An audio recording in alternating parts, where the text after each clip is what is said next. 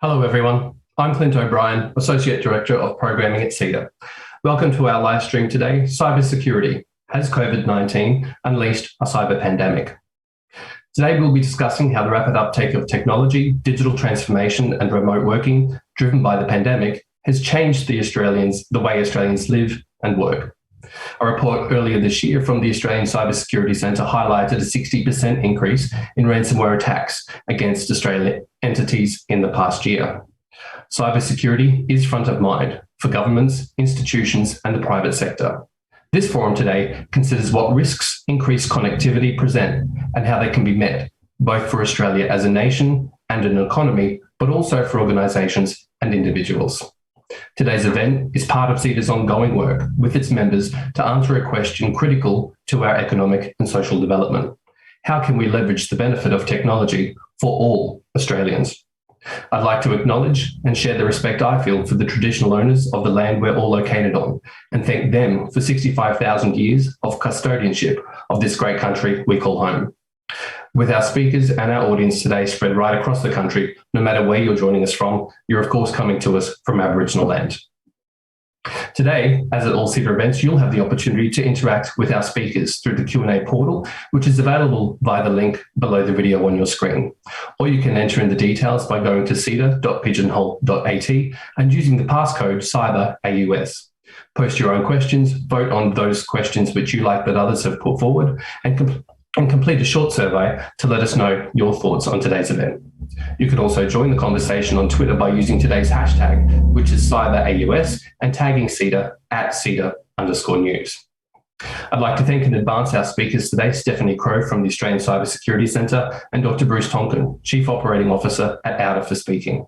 And I'd like to extend a warm welcome to the chair of today's discussion and our moderator, Richard Bergman, lead partner for EY's Oceania Cybersecurity, Privacy and Trusted Technology Practice.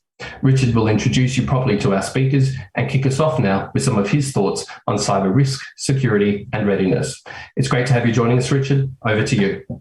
Thank you, Clint. Good afternoon, everyone. I'm looking forward to this afternoon's discussion. And as Clint said, today you'll have an opportunity to hear from two great speakers. So I'm pleased to welcome Stephanie Crowe, who is the Assistant Director General for the CESAR and Incident Management Branch at the Australian Cybersecurity Centre, part of Australian Signals Directorate. For those of you wondering what CESAR stands for, it is the Cyber Enhanced Situational Awareness and Response Package that the federal government announced as part of last cyber strategy. I'd also like to welcome Dr. Bruce Tonkin, who is the Chief Operating Officer for .au Domain Administrator. And the format that we'll follow for today, we'll basically hear for about 5 minutes from both Stephanie and Bruce on just their thoughts on the topic for today. But as Clint said, then you've got an opportunity to actually move into a Q&A discussion directly with Stephanie and Bruce. So I do encourage you to log on to Pigeonhole, which Clint just shared the log-on information for. And when you are posting questions, I'd ask you to do two things. One is actually let us know who the question is directed to, or if not, we'll just address it to both Stephanie and Bruce. But secondly, please do use the vote function if you actually think there are other questions that someone else may have asked that you would like to prioritise. Okay, so on to today's topic for discussion. So cybersecurity, has COVID-19 unleashed a cyber pandemic? And let me just quickly set the scene before I hand over to Stephanie. We know every year organisations are spending more and more money on their cyber defences, but we also know that every year we're seeing the number, the frequency and severity of cyber attacks continue to increase. Is what we're actually investing in working, or why are the cyber criminals continuing to win? We also know for the foreseeable future that the geopolitical, defence and trade tensions will continue to see cyber attacks against Australia escalate. And if you look back over the history of the pandemic, over the past 2 years, the impacts of the global pandemic have seen significant increase from cyber criminals targeting sectors such as the health sector, education sector, logistics sector and others across Australia. And during this time, our own research has identified that actually 81% of organisations sidestepped their own cybersecurity processes and investments and controls in response to the pandemic and the urgent need to work out how we send our entire workforce to work home remotely. What's also interesting is that ransomware isn't new. So it's been in existence for over 15 plus years, where we saw the first sort of variants in the wild. But we do know that ransomware has significantly skyrocketed over the past 2 years and becomes one of the more significant challenges that Australian organisations are grappling with. And Stephanie, I note that in the Australian Cybersecurity Centre's latest annual cyber threat report, which was recently released, that cybercrime is reported to the government every 8 minutes in Australia, which is at quite a rate of knots. And so with that in mind, Stephanie, I might hand over to you just to share some of your opening thoughts. Thank you very much. And thank you very much for the invitation to be here today. It's great to be joining from the Australian Cybersecurity Centre in Canberra to talk to you all about this topic. My name's Stephanie Crowe. As mentioned, I'm the Assistant Director General for CESAR and Incident Management Branch at the ACSC. What that means is I'm responsible for the 24/7 operations of the ACSC, as well as our National Incident Response Capability and our National Exercises Program. So what I'll talk to you today about will come from my 8 years experience working in this area and what I've seen in the Australian community in terms of incidents that we've responded to. I guess I just wanted to flag that, as mentioned, the ACSC operates within the Australian Signals Directorate, and the huge benefit of that is we get to tap into 75 years worth of signals intelligence, offensive cyber operations experience, and also our cybersecurity experience and our relationships through Five Eyes partners, which help us do what we do to protect Australians. So the question that we're being asked here today is, has COVID-19 caused a cyber pandemic? In my view, the answer is not really. Ransomware incidents and cybersecurity incidents have been around for a long time. And Richard, you mentioned 15 years. That's quite a good number of years. What I would say the pandemic has done is really evolved the threat and created a golden opportunity for malicious adversaries to target Australians at a much bigger scale, because there is a bigger attack surface now that people are working from home. But also, with more digital services from government coming online, there is more opportunity to mimic, create forged emails and text messages from government imitating our services, which society is quite vulnerable to at the moment. And we've obviously become really reliant on critical services like the health sector, and when they experience a cyber incident, we expect them to recover quickly because of the demand and need we have of them in society right now. I would say too, in the last decade, it's become much easier, not harder, to become a cyber criminal.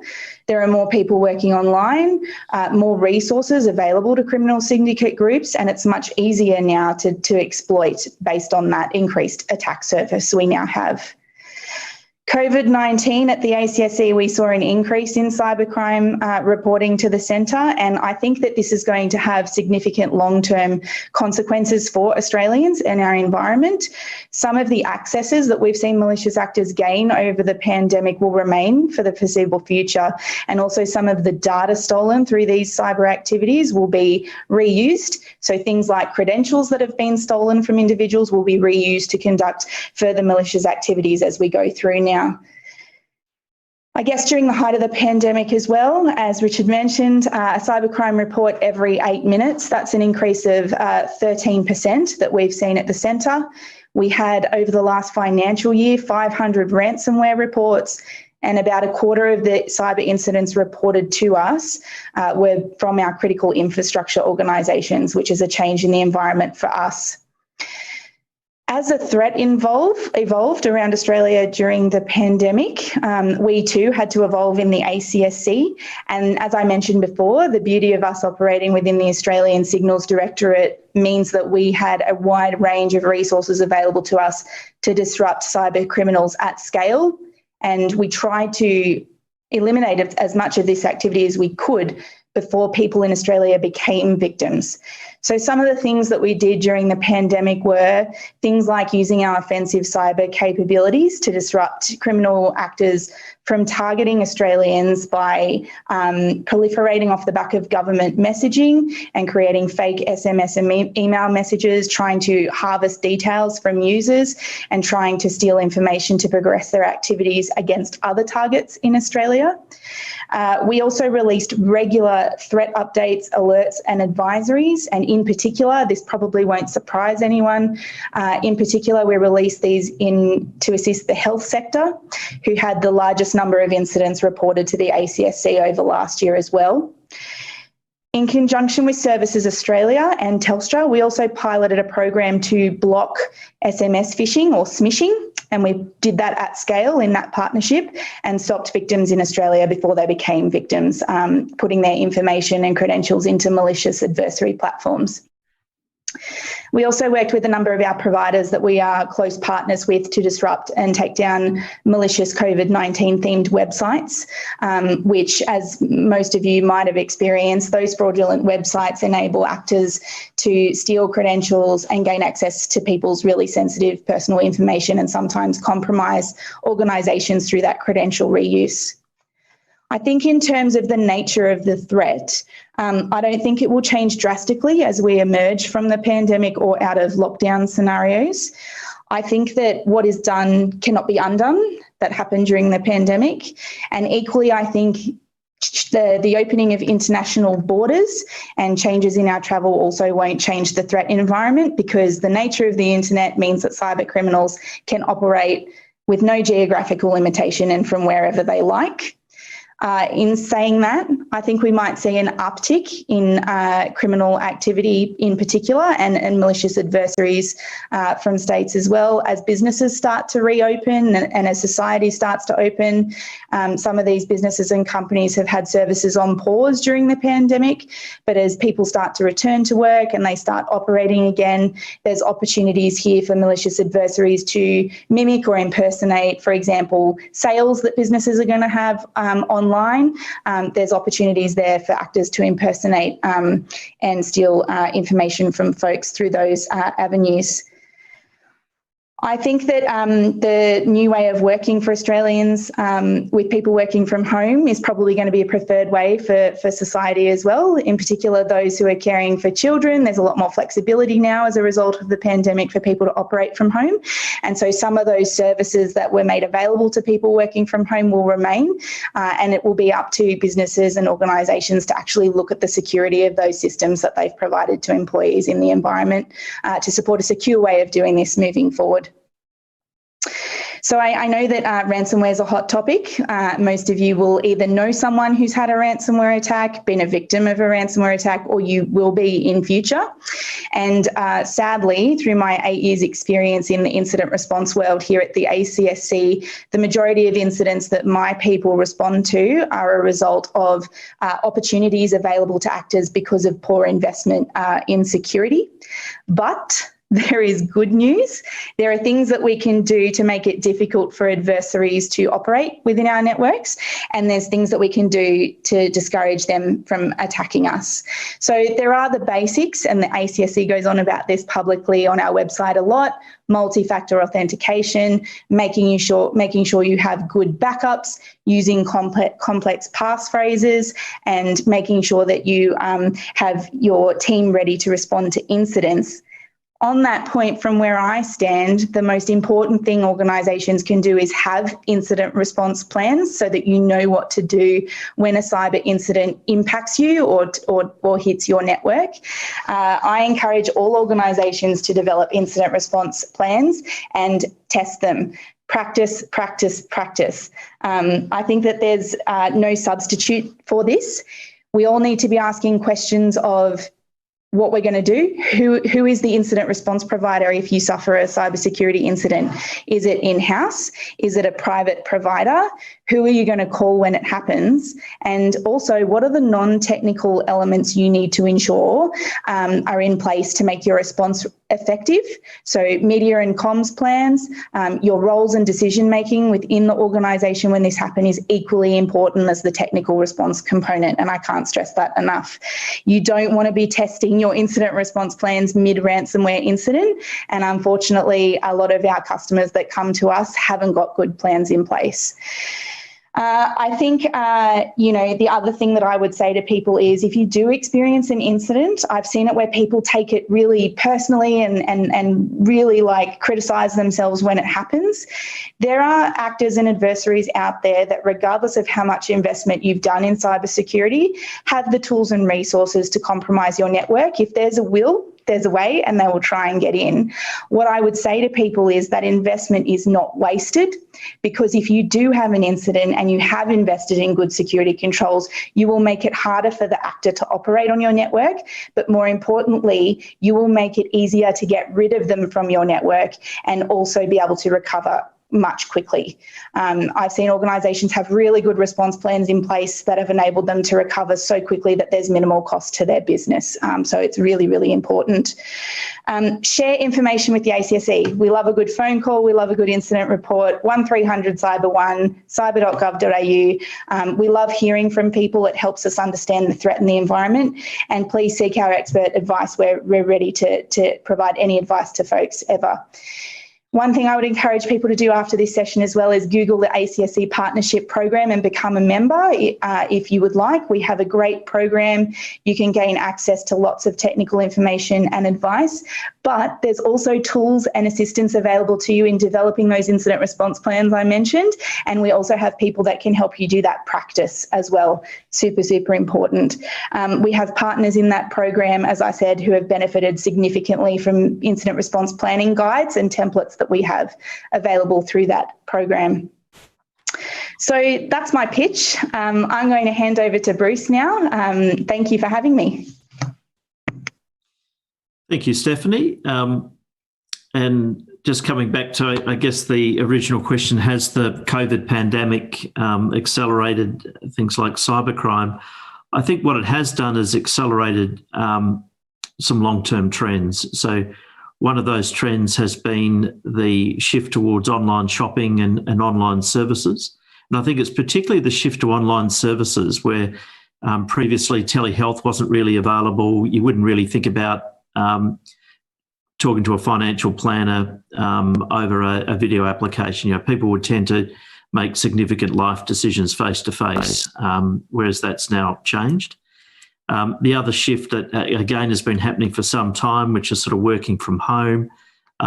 Probably a small percentage of workers were working from home previously, particularly mothers, people like that might have been working a few days a week from home in professions that allow them to do so.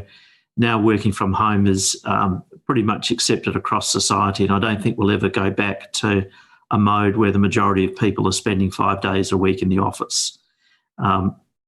Those shifts, though, have meant there's a shift in the way people's use of the internet's changed. So prior to COVID, I think most people using the internet from home probably used it for entertainment, watching things like Netflix, or through their social activities, whether it's Facebook or Instagram. Now suddenly you've got people actually using the internet for important life decisions, banking, health services, even online dating services, and getting sort of conned by romance scams, etc., has increased. I think the demographic of those people has shifted a bit. So you've got older people using the network than were using it previously. You've got more people in the rural area that probably always did their shopping face-to-face because they actually like the social interaction. Now they're actually doing shopping online.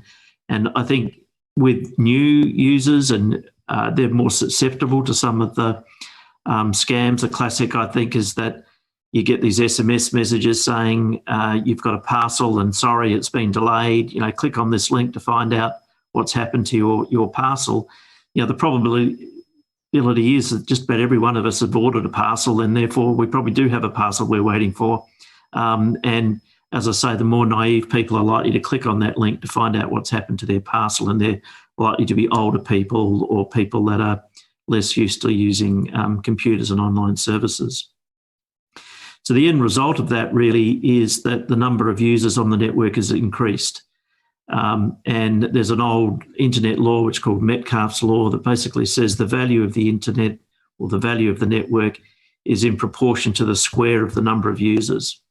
And because the number of users of the network have gone up with online shopping, online services, working from home, the value of the network's gone up, which is good for users because there's lots more things that you can do online than you could previously, but also good for cyber criminals because the value of the network's gone up for them too. And people sometimes forget that criminals need to work, they get their revenue, and they've gone online too. So as previously they might have gone to a country town and visited the local pub and tried to convince somebody with a get-rich scam. Now they can do that online and at lower risk because previously they probably had to leave town after they've infuriated a number of people and they moved to another town. Now these people can do it remotely so that you never actually get to meet or see the person conducting the con. And just as likely the con is coming from someone overseas, which is beyond the reach of local law enforcement. So that's kind of, I guess, the landscape around increased users, more value in the network, and increased opportunities, I guess, for criminals targeting people that are less experienced. From a internet security point of view, I see there's kind of broadly two layers. There's the infrastructure layer, which I'm concerned with respect to working at the organisation, the .au Domain Administration looks after .au for Australians. That's more of an infrastructure layer. And then there's what I call the content layer, which is the content of websites, the content of video calls, etc.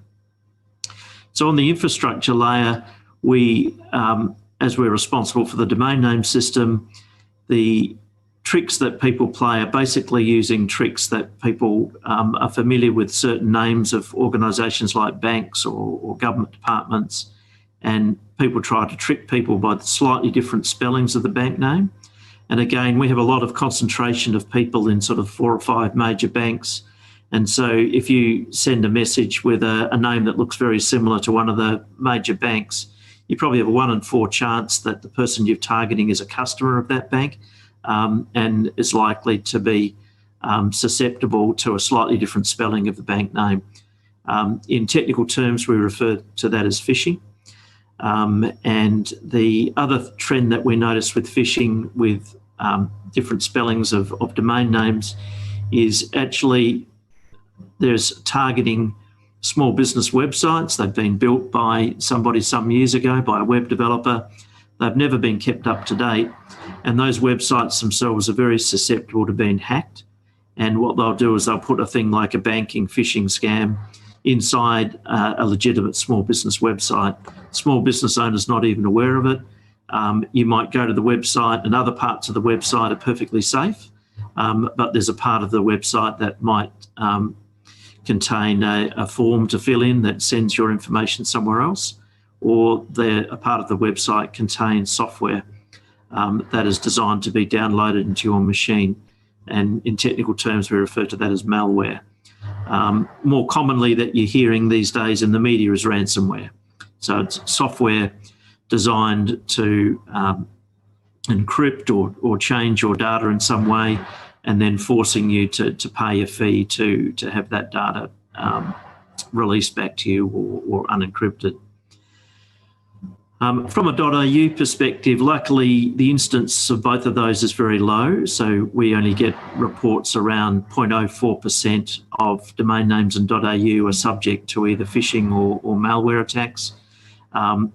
And so we're certainly trying to encourage people in Australia to recognise that, unlike most other domain name spaces, we validate people before they're allowed to have a domain name. So you need to be a registered business, registered with the government to get a .au name for .com.au. You likewise need to be registered with some government agency as a recognised not-for-profit organisation before we give out an org.au name. So we've got controls at least that stop the malicious registration of domain names.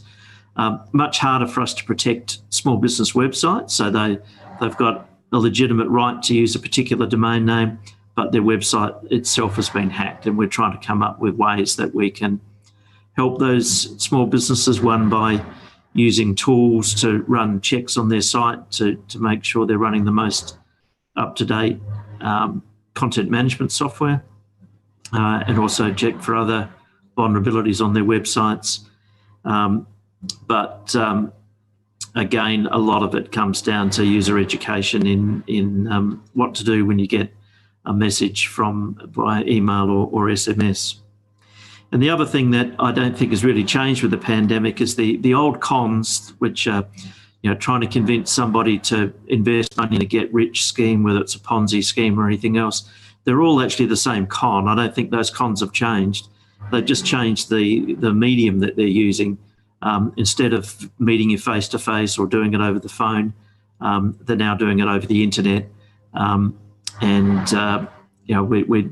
It's a limit to what we do at an infrastructure layer, but we certainly try and stop websites and domain names as being used as a vector for attack. And then I just following Stephanie's lead, I also recommend you become a member of auDA if you'd like to learn more about domain name security and how to protect yourself. So back to you, Richard. Thank you, Bruce, and thank you, Stephanie. I liked the phrase, Stephanie, you used, that the pandemic basically involved the threat actor and provided a golden opportunity for them to really take advantage of people probably at their most fragile and organisations under the most strain. And Bruce, I think your comments around the pandemic actually accelerating a shift in the way people are using the internet and engaging online, which will be a more permanent change. We do have a lot of good questions coming through, so please continue to post them. Remember to vote, because it helps me just choose those with the most vote to ask. Interestingly enough, the first question, which I'll address to both Stephanie and Bruce, is in relation to the skills shortage. And so during the pandemic, the ICT sector is facing an unprecedented skills shortage where demand's outgrown supply, especially in the areas of cybersecurity. How can we bridge these skills gaps? And I think if you look at AustCyber's forecast on skills, I think they estimate that we're about 18,000 people short across Australia with sort of the cybersecurity expertise that we need. So maybe, Stephanie, just some thoughts with you on bridging the skills gap, and then Bruce, I'll get you to add to that. Thanks very much. It's a great question, and just to be frank, it's a challenge that we face in government a lot, and often because we find ourselves training young, inspiring graduates and direct entrants into our organisation, and then they become incredibly competitive for jobs in industry. So for us, it's a bit of a challenge on both sides.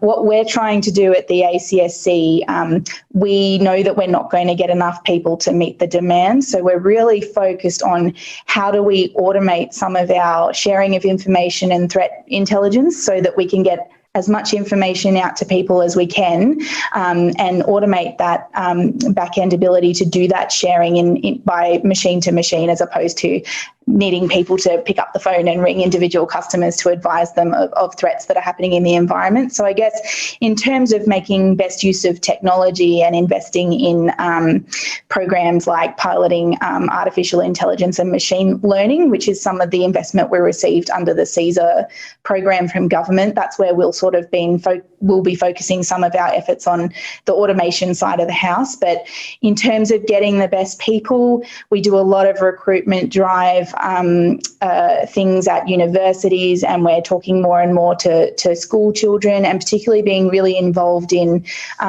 opportunities to talk to people interested in careers in STEM, because that's where we're trying to encourage people who have the aptitude, may not necessarily have background in cybersecurity, which I'll be honest, I didn't when I started working in cybersecurity, but the aptitude to develop those skills and work in the field to help protect Australians.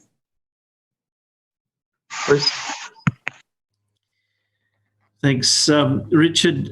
Yeah, we're certainly acutely feeling the challenge to get IT and cybersecurity staff. We've been trying to recruit some for some months this year. Probably the biggest assistance in that area will be opening up the international borders again for migration, because certainly in the tech sector, and particularly in Melbourne, I think a lot of the source of new tech people has been recent immigrants from countries such as India and China. So I think that's one thing that will alleviate the immediate skill shortage. Thinking more longer term, I think cybersecurity, we've got to increase what I call the base level of knowledge. And so certainly at a corporate level, I would encourage companies to invest in a cyber awareness program. We use one which consists of monthly sort of small cyber security training exercises. They take about 10 minutes each. And we release those to staff every month. And I'd encourage all corporates to sort of look at doing that, as well as really lifting that base level of knowledge amongst their staff. And then in terms of children, it's probably very similar, that parents would probably try and teach their children basic financial skills, how to handle money, how to protect yourself against someone trying to rip you off in some way. We need to sort of have parents teaching their children about IT skills in the same way, that just like money can do lots of good things, but there's often people trying to take it away from you. IT does lots of good things, and I think the kids have got plenty of people telling them all the great things they can do on the internet, but it's balancing that with some cyber awareness skills in the schools, parents to children and so on. And then obviously, continuing to encourage people at university, again, even if you're doing an arts degree or a law degree or something, there should be some level of education, basic level of education around cybersecurity, just as there is around financial matters. Yeah, I think it's interesting. I think we're seeing, if you look even in the last 3 to 4 years, there's a lot more university and TAFE courses and pathways to get into cybersecurity. But not only do we need more cybersecurity skills, we are also needing more data science skills, more computer science skills, more automation skills. So the breadth of candidates we need to help tackle the problem has got bigger. But I think there are a lot more pathways for people that are either new to the field or reskilling from existing employment. So Stephanie, this is a question directed to you. So you mentioned in your opening comments that cybercrime stats were up 13%, but do you have any data or any information on how many attacks may be going unreported in Australia at the moment? That is a great question, and 100% that is the statistics based on the incidents we have reported to us, and we rely on that reporting to understand what's happening in the environment. In terms of incidents that are not reported to us, to be honest, we just don't know about those if they're not reported to us. And that's why in government, particularly in terms of protecting our critical infrastructure, there's a lot of work going on at the moment in terms of amendments to legislation to make some of that reporting by our most critical services to be mandatory. And we are preparing for that at the ACSC. It will be interesting to see over the next 12 months, and everyone should be in anticipation of our next annual cyber threat report next year, because what we will have is a good understanding of whether or not this mandatory incident reporting is actually changing a reflection of what we're aware of in the environment. So my best answer would be, let's see what the next annual cyber threat report says, because once that mandatory incident reporting comes into place in Australia, we will see a lot more things reported to us, and we might have a better understanding of the nature of the true number of incidents happening in the environment. Yeah, I think it's a really interesting question, Stephanie, in that we know there's a lot more unreported payments of ransomware is a good example. And actually, I think CrowdStrike did some good research where they talked to about 200 IT execs across Australia and identified that, average ransoms had been paid up to the tune of 1.2 million by, 20, 30 odd, can't remember the exact number, organisations. And I note one of the legislative changes that is occurring at the moment is the ransomware payments bill. So not only do you have to report, a cyber attack, but also reporting whether or not you made a decision to pay a ransom, which I think is a good shift for us to work out the size of the problem that we're actually trying to combat. Okay, let's jump into the next question. And this is probably one that gets asked at most forums. And Bruce, we will start with you on this one. But are Australian organisations investing enough in their cybersecurity? And do you have a feel for how we might compare globally on that front? I would say no, we're not investing enough in security.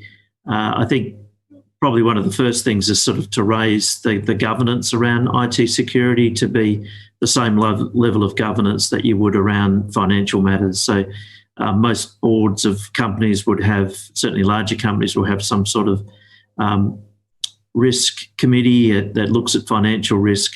They need to become sort of risk and security committees to sort of look at IT risk as well. And just as companies would get an external auditor to check that their financial controls are operating at industry standard, I would also encourage companies to sort of invest in getting external auditors to audit the security environment and see that it's meeting industry standard. And there's various services around that do vulnerability or red team penetration tests. So a lot of people say, oh, my security is fine, and of course, until it gets infiltrated. But really, you should test it and get someone external to test your security. I think the debate on how much should you spend on cyber, I don't think anyone's got an answer for. But globally, the trend across all industry groups, there's a bit of a convergence. So historically, financial services has led the way in terms of percentage spent on cyber, but most other industries are now closing the gap when they look at their percentage they spend on cyber versus IT. And we know in relation to the changes around the Security of Critical Infrastructure Act, that there is going to need to be an increased spend across those 11 industry groups that fall into critical infrastructure, or the newer definition of critical infrastructure moving forward. And I think based on Stephanie's team's threat report, 25% of our cyber attacks were against critical infrastructure organisations in Australia. So there will be a significant increase in spend across all industry groups going forward to tackle this problem.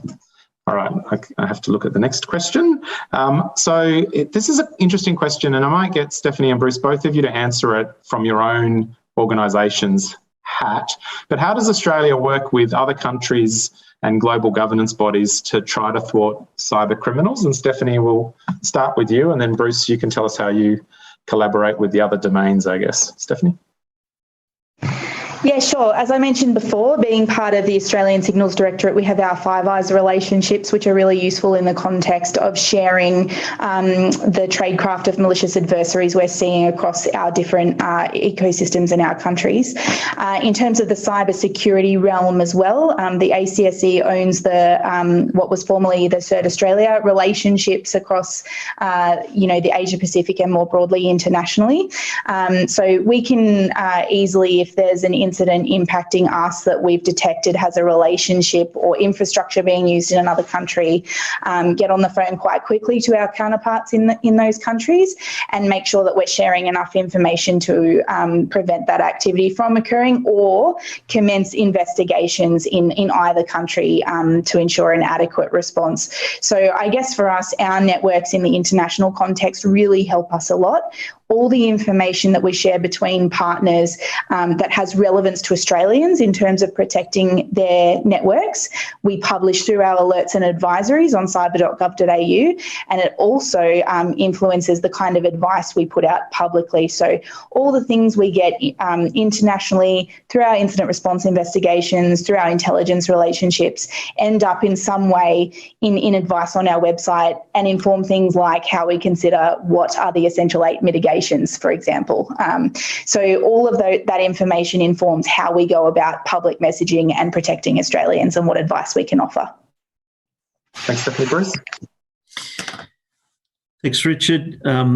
The domain name registries get together fairly regularly. We get together at a regional level in what's called the Asia Pacific Top Level Domain Association. So that includes, it ranges from India, Japan, China, Australia, New Zealand, sort of a large area of the Asia Pacific.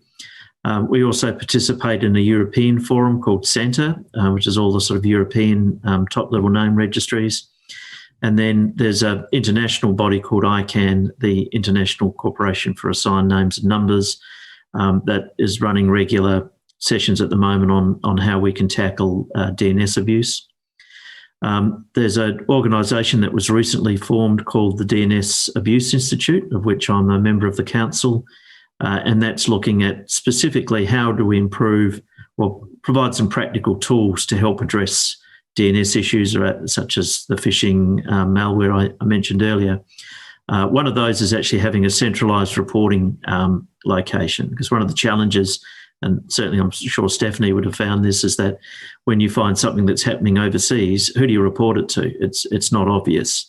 And so we're creating a central reporting tool for internet users and police agencies to centrally report issues that they find with domain names, and then that system will actually route that report to the relevant body, whether it's a registry or a registrar operator. So that's something that we're focusing on at the moment, is just trying to make it easier for people to report and provide the right information. Because the other challenge is you get reports that don't give you any information to allow you to validate the threat. And a registry won't take a domain name unless there's evidence that the domain name is causing harm in some way. There's a question for you, Stephanie, which goes to, is there a scope to deliver more programs to educate and protect vulnerable parts of our communities like older Australians? So we spend a lot of time focusing on, organisations and state government, but what about protecting some of our more vulnerable? Great question. So we're doing a range of initiatives, and mostly the investments coming out of our media and communications area. We've initiated a couple of campaigns recently specifically for this purpose, for assisting individuals. So many of you might have seen our ransomware campaign that we launched. Leading up to Christmas now, we're doing a big bunch of work in putting out messaging on avoiding online shopping scams. And more recently, and what will be a great thing for us to expand as we grow in future, is the advice and assistance we can provide to individuals through our 1300 number. That service is available 24/7, and folks within the community can call and seek our expert guidance and assistance if they need for cybersecurity purposes, which is fantastic. Okay, thanks, Stephanie. Now, there's two questions I'm going to combine here. The first was directed to me, but we can all help answer this one, which was from Ross Hughes. And this question was around, Ross believes that we're insufficiently reporting cyber data to the boards, e.g. a regular dashboard, specific KPIs, similar to sort of finance and safety. His question is, are boards receiving enough? And then Michael actually posed a question around, is the panel concerned about the lack of digital experience at board and senior management levels in terms of driving effective strategies? So a question on, are we reporting the right things, and then do we have the right experience and knowledge for boards? And so rather than have me answer it, I'll let our panel guests answer it, but I'm happy to share some thoughts on it. But Stephanie, maybe starting with you in terms of your thoughts around, I guess, boards' awareness and then the visibility they're getting of the cyber threats and risks across their organisation. That's a good starting point. Yeah, sure. Simply, and as a matter of fact, probably not. I don't think that the conversation has evolved to deal with cybersecurity in the same way that boards treat other hazards. So just as much as you would invest in things like the workplace health and safety of your staff, cybersecurity and how you manage and handle incidents isn't really addressed in that sort of same, hazard capacity. A lot of industry companies that we've dealt with, when they've had incident response incidents, that's the first time they'll start thinking about the fact that they need to do ongoing funding for cybersecurity, because they've lived through the incident and they understand what the risks are and what the consequences of that are. So actually, I find that industry providers who have had significant incidents frankly have more secure networks, because they've gone through all of that process with the incident and they've invested in cybersecurity uplift and security controls. I think that from not having an incident, you might sort of think, well, it hasn't happened to us yet, so we're probably in a good spot. But that's not necessarily the case until they realise that. But the other thing I think that is happening in industry from the relationships and people I speak to is, if they do have an incident and they do invest, they might say, right, for the next 12 months, we're going to invest and uplift our network, but then they don't go back to it. And cybersecurity is one of those things you need to keep investing in. It's not something that you invest in once and then you're fixed, because technology evolves, actors evolve, the threat changes, and you need to constantly keep pace with that.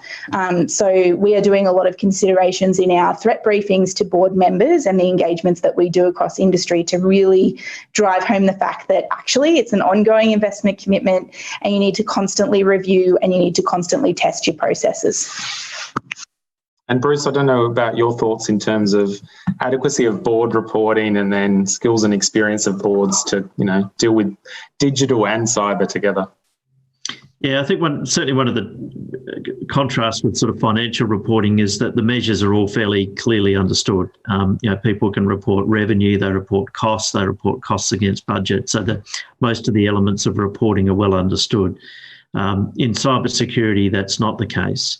And I think, starting point is actually establish some measures that are relevant for the organisation, probably around starting with sort of security and reliability measures, because they're things that can be measured, and clear targets can be set for the sort of uptime you're expecting from your systems.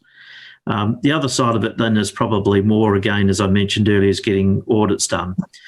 So if you get an external audit, the auditor will say, here's, they might come back with 10 things and they'll say, these 3 things we consider critical, these 4 things we consider high, these 3 things we consider medium.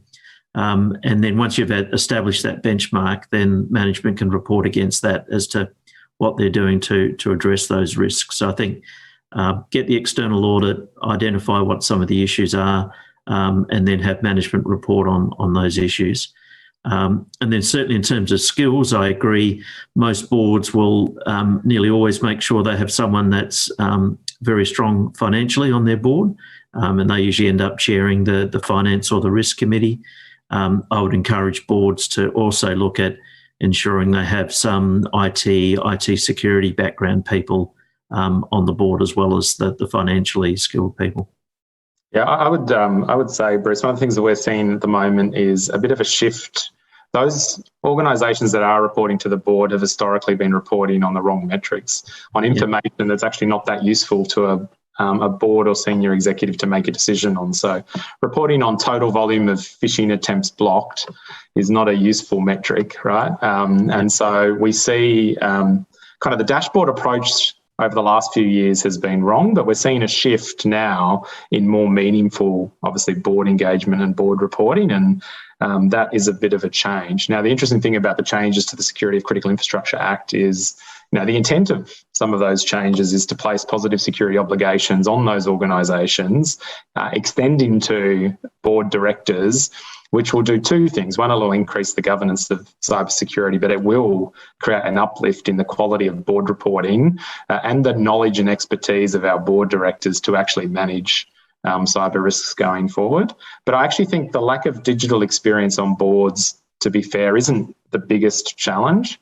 It's actually, when you look at spend on digital transformation and change at the moment, only about 34% of these big programs, everyone's got some sort of digital transformation, only 34% of them include cyber built in to a lot of their technology costs and investments. And so we're still ending up with security teams having to play catch up and retrofit cybersecurity defences, rather than having these things designed, built, implemented and transformed securely from the start. And I think there's a big opportunity to shift that going forward. I'm going to ask probably 2 more questions. And so this is an interesting one, and you can reflect personally or professionally on this, but what do you see, Stephanie, as the most significant cybersecurity incident or threat that we're facing? And Bruce, I'll let you tackle that second. I'm not going to point to one, because I think that the threat is diverse from a lot of different groups seeking different things out of their victims. The cyber criminal threat, as I said, the attack surface has greatly increased over the pandemic, and that is going to continue to cost a lot of money out of our economy, a lot of money in recovery, and a lot of stress for people managing small to medium businesses in particular. I think that there's always the threat threat of the high-end actors targeting large organisations, and nobody out there should be thinking that they're not a target because of the information that you hold and you store on your networks. It's going to be of interest to adversaries out there that are seeking to do things like gather intelligence, steal information and conduct espionage. So I think there's many and varied threats for different reasons, and there's no singular threat that I would call out. What I would say is that protection of Australia's most critical systems for running the economy remains as a nation our biggest threat. And that's why at the ACSC we're focusing on the protection of critical infrastructure and those critical systems, because the impact is huge if a significant incident happens against those organisations. We've been fortunate in Australia not to have an incident really that has caused loss of life. There are incidents that have happened overseas throughout COVID where there's been ransomware attacks of hospitals and there has been loss of life. Equally, if there's a significant incident against our electricity or water sector, that's going to increase risk of people's lives, frankly, in that sense. So that's where I think the biggest risk is for the country. Yeah, and that's the criticality of the all hazards approach that we're trying to drive with the changes to the Critical Infrastructure Act. Bruce, what do you see as the biggest kind of it's hard to answer the question, the biggest risk, but I'll pick on a couple that I think are worth considering. One is supply chain risks. So I think larger companies are certainly starting to invest and take cybersecurity seriously, but some of the most valuable thing they have is their data. And the ways to get access to that data may not come directly through the front door, but they come through your suppliers.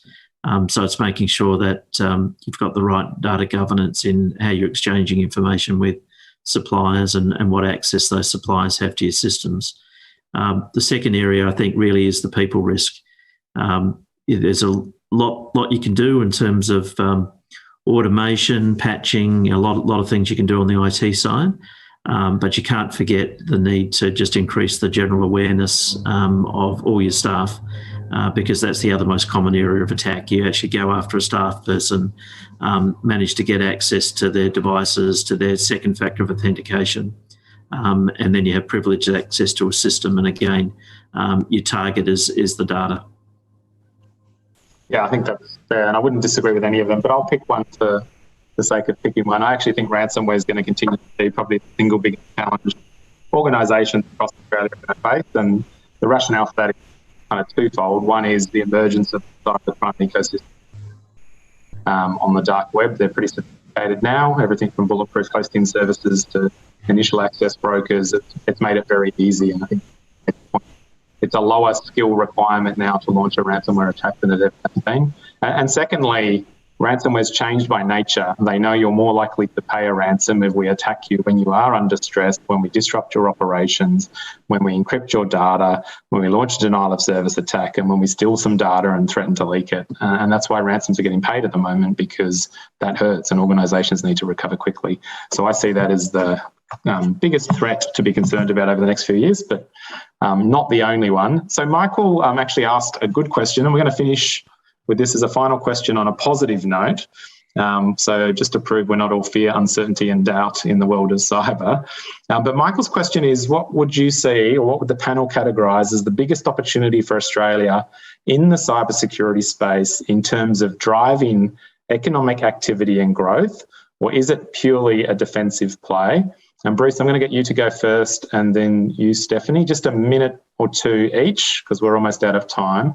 And I will just point out that at the moment, cybercrime costs the Australian economy $33 billion a year, but I believe Australian Signals Directorate did talk about that kind of catastrophic cyber event.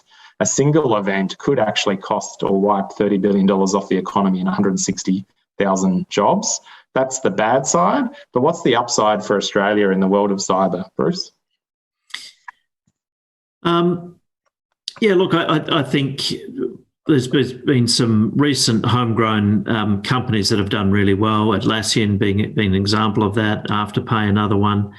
So I think we've got really good talent in Australia and the capability of developing software that can work globally. And so I think as organisations around the world are investing more and more in cybersecurity, there's also opportunities to develop software for that market. Another example of a company is one that's doing application whitelisting, which I know from the work that your team's probably done, Stephanie, is an area that is poorly implemented in most organisations in Australia, but there's Australian companies that are starting to develop solutions in that space. Stephanie? Yeah, look, I think there's an opportunity for huge improvement in the way we approach cybersecurity and how we manage risk and how we operate collectively. I think that as we move forward and as legislation comes into play where there's more incident reporting and we get a greater understanding of the threat environment in Australia, I think there's huge opportunities, particularly in driving new jobs in cybersecurity, creating a really strong economy that has the tools and the services they need to operate in. It's often something that I say when I'm doing some of these panel events in other forums. A lot of people think when they manage cybersecurity, I need to just buy some techs or I need to invest in the technical side of the house, and that's absolutely true. But I think there's a huge opportunity to grow actual career pathways and supporting roles to the cybersecurity problem. There are people that I have that work for me who I call unicorns, who understand the technical but equally know how to communicate that and effectively influence and negotiate senior executives on managing the risk component. And I think that that's a huge area in cybersecurity that has been ignored until quite recently, where people have realised, actually, I need someone who can understand the tech, translate what that means for me as a board member or as a senior executive, and then how do I implement change in the way I operate my business as a result of that advice. So that's a huge opportunity I see in terms of how we position organisations in managing cybersecurity moving forward. There is a huge market, I think, for those roles, and definitely at the ACSC if anyone's interested. And I would just say three things I see as potential growth. And actually, AusCyber's cybersecurity sector competitiveness plan is a good document to have a look at if you want to see the kind of impact growing that industry can have for Australia. But just three quick things. One is, I think if we get cyber right, we can accelerate and protect innovation for Australia across every industry, and that's going to give us a competitive advantage. And I don't think we're at that point yet. Secondly, I think the skills shortage presents a pretty significant opportunity both locally and globally. So 18,000 short here, 3 million short globally. We know the education sector was one of the hardest hit from the global pandemic in Australia. We know it's one of our biggest industries. So actually getting more and more people through TAFE and through universities with cyber skills, that's only going to help us across every industry and every organisation that's struggling with it. And then I echo Bruce's comments around our startup ecosystem and tech companies that we've got, and that's going to help fuel everything from decarbonisation to actually rapid adoption of cloud, which seems to be lagging in some sectors in Australia. I'm very conscious of time, and so both Stephanie and Bruce, I just wanted to offer my thanks for both of you for sharing those thoughts, and thank you to everyone that posted and voted for some questions. I think that really helped the discussion, but I won't take any more time. Clint, I will hand back to you. Richard, thanks very much for moderating today's discussion. Bruce and Stephanie, thank you very much. You have answered a lot of questions and I dare say raised a whole heap more, including where we're going to find all of those unicorns. But these are things, of course, that CEDA will continue to interrogate in some forms in some of our forward work. So thanks for joining us and participating today. Keep an eye out in early 2022 when we convene for a discussion on data sovereignty. We continue our public interest technology program of work nationally, and we consider the future of AI in practice. Stay in touch with any of CEDA's upcoming forums, of course, by visiting ceda.com.au, where you can also register for our upcoming live streams and events, including a couple up next, our annual dinner in Sydney on November the 23rd, and live streams including the one this Friday, where we convene all state environment ministers to talk about the implications of COP26 for subnational governments and hear about what sort of commitments they'll be making to climate change going forward. Please do take a minute before you log off Pigeonhole to give us your feedback today and rate today's event. And of course, reach out to us directly if you have any questions or would like to collaborate with CEDA on any of that work. We'd really love to hear from you. Finally, I would like to thank our audience for tuning in and participating today. I remind you all that this discussion has been recorded and we will share a link to that with you in the post-event email, which will be sent to you in the next couple of days. Thanks for tuning in to the Committee for Economic Development of Australia. Have a good afternoon and go well.